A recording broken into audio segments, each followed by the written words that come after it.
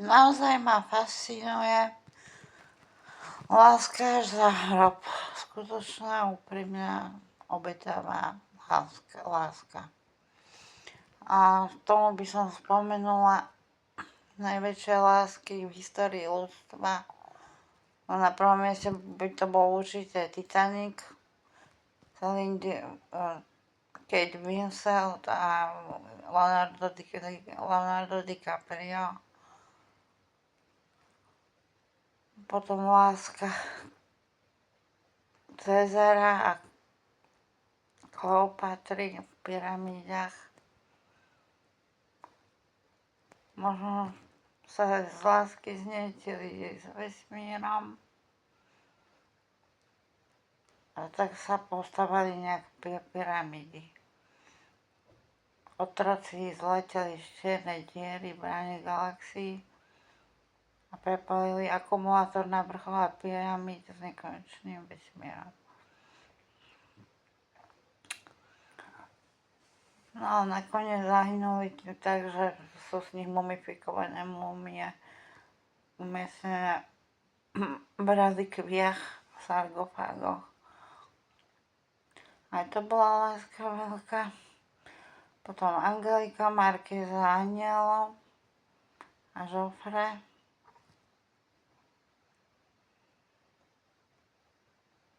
Angelika Markéza Anielov a Joffre. To bola schopná ísť za ním aj na druhý koniec sveta, za tak ho milovala. Potom Čožičky pro popelku, naša princezna Poluška. A to bola veľká láska, lebo taká rozprávka sa roznietila do celého sveta a získala si srdcia všetkých.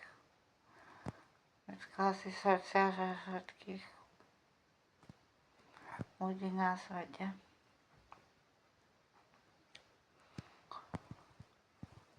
A ďalej láska.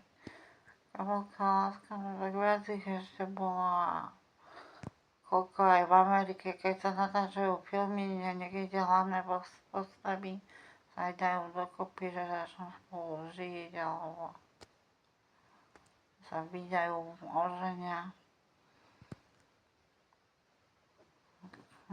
A čo som ešte chcela povedať, zabudla som.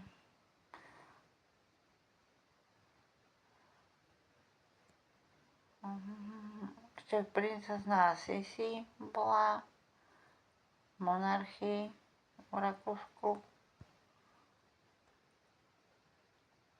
Princezná Sisi a princezná Diana, ktorá snažila spasiť svet charitatívne.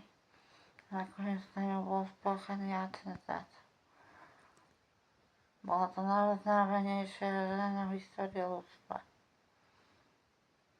Potom ešte Panna Mária. Ale jej silu nemá žiadna iná žena na svete. A ja Pepenko Máriou pokojne kláčim a modlím sa k nej. Lebo verím v Boha.